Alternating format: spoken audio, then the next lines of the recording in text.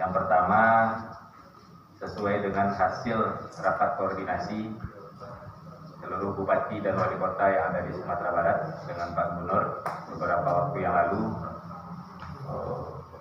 bahwa ada kesepakatan untuk melanjutkan PSBB tahap 2. Dan ini akan dilaksanakan sampai rencananya sampai tanggal 29 Mei 2020 nanti. Jadi artinya memang secara surat masih belum sampai sekian, tapi kesepakatannya sudah sampai 29 Mei.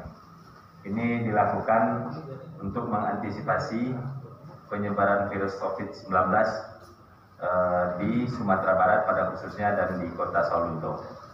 Karena waktu tersebut adalah waktu yang sangat rawan. Kenapa kita ambil kesepakatan sampai tanggal 29? Karena kita akan menghadapi masa Lebaran Idul Fitri. Dan ini masa yang sangat rawan sekali. Oleh sebab itu kita memang tetap sepakat untuk melaksanakan PSBB tahap 2. Kemudian langkah-langkah yang dilakukan oleh pemerintah kota Sawalunto yaitu pertama mungkin lebih mengetatkan pembatasan. Karena menurut kita khusus di kota Sawalunto, kenapa kita sepakat dengan PSBB? Karena menurut kita ini termasuk langkah yang paling baik pada saat ini dalam rangka penyebaran virus COVID-19. Oleh sebab itu, di lapangan kita juga menambah 2 posko, yaitu di perbatasan Kabupaten Solok dan di perbatasan Kabupaten Sijunjung. Jadi kalau dulunya kita cuma punya 2 posko yang skala besar, skala kota, sekarang sudah punya 4 posko. Ini dalam rangka pengetatan orang yang masuk ke kota Sawalunto. Kemudian untuk pasar kita juga mengetatkan pedagang-pedagang yang berasal dari luar Sawalunto, khususnya pedagang yang bukan sembako dan bahan makanan. Nah, ini memang tidak kita perbolehkan sementara waktu, apalagi yang berasal dari zona merah. Tapi kalau untuk bahan makanan dan sembako sesuai dengan PSBB ini memang tetap kita perbolehkan. Kemudian kita juga sudah melaksanakan metode swab massal atau metode spoon sesuai dengan himbauan dari Pak Gubernur. Yang pertama kita lakukan swab terhadap 55 orang, yaitu petugas-petugas kesehatan, ODP dan PDP yang ada di kota Sawalunto, dan hasilnya sudah keluar, alhamdulillah semua negatif. Kemudian kita juga sudah melakukan swab tahap 2 untuk 56 peserta. Ini petugas posko yang kita sampel, tapi hasilnya masih belum keluar, jadi kita masih menunggu. Kita berharap hasil ini akan negatif juga nanti. Kemudian kami koordinasi juga dengan pihak provinsi, karena kita masih negatif. Ada 2 analisa ini, negatif ini memang karena kita benar-benar nol atau kurangnya pengecekan. Maka oleh sebab itu kita dengan provinsi berkoordinasi akan melakukan swab massal sebanyak 500 peserta nantinya, dan itu akan dimulai besok.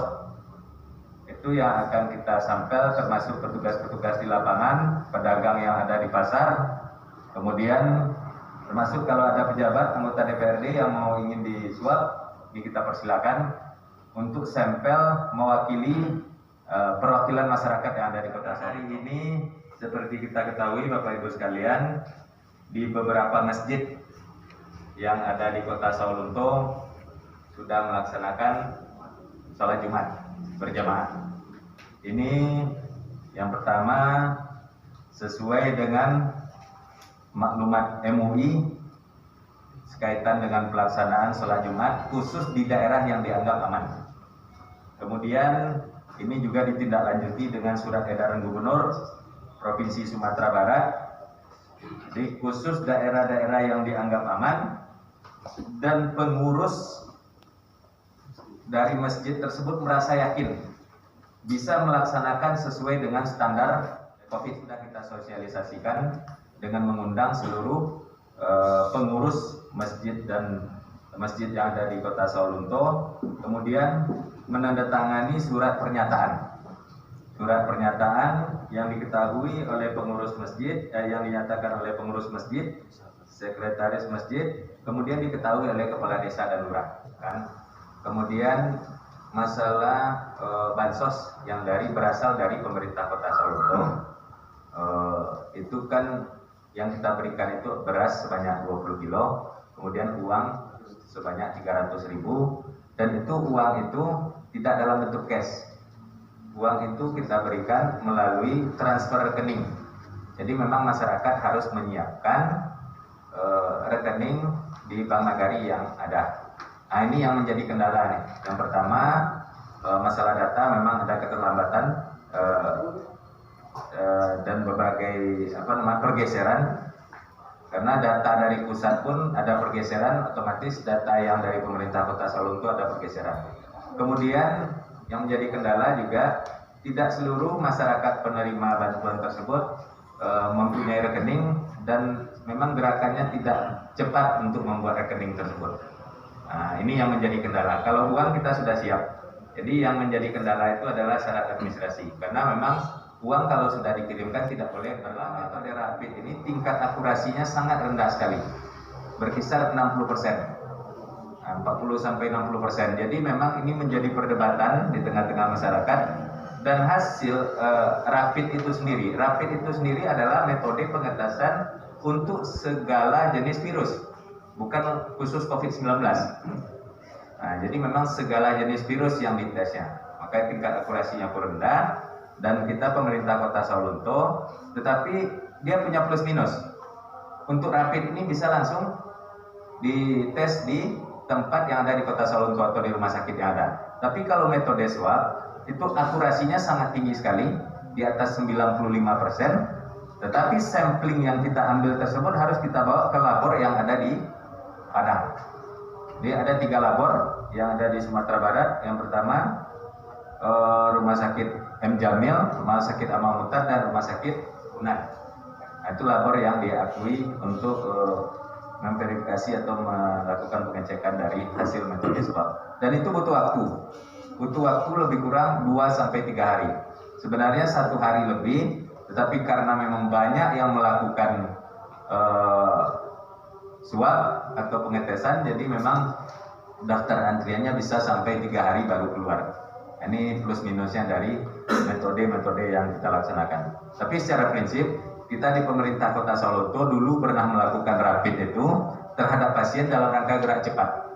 Hanya dalam rangka gerak cepat untuk meminimalisir perkembangan virus, supaya petugas siap sedia menghadapi resiko yang akan masalah PPT ya, atau kalau dulu istilah awalnya adalah OTG atau notifikasi. Nah, sekarang istilah terakhirnya PPT.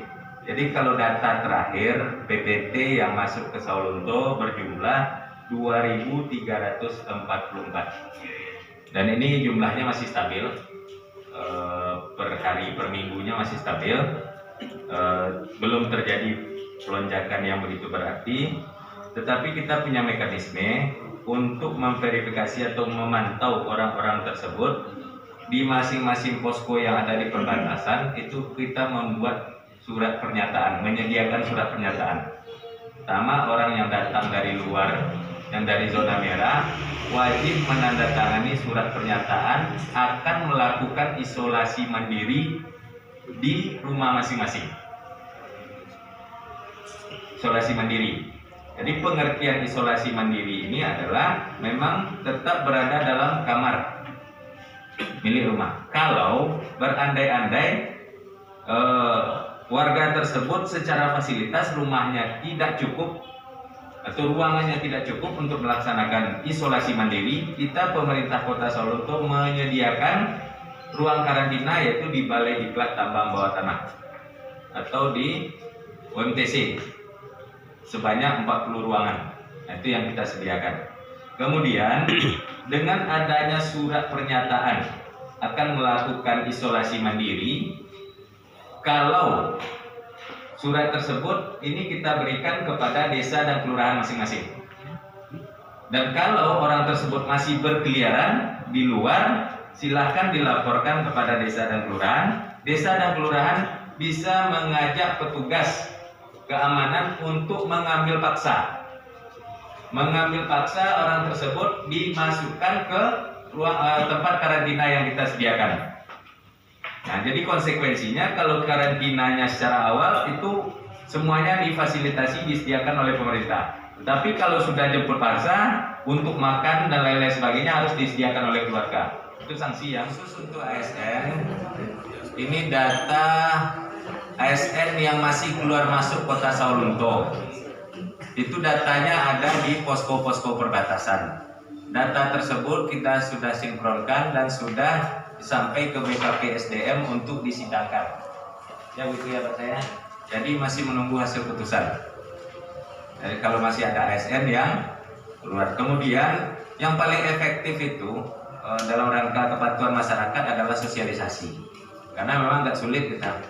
Sanksi secara besar, sanksi secara tegas dari PSBB ini tidak ada.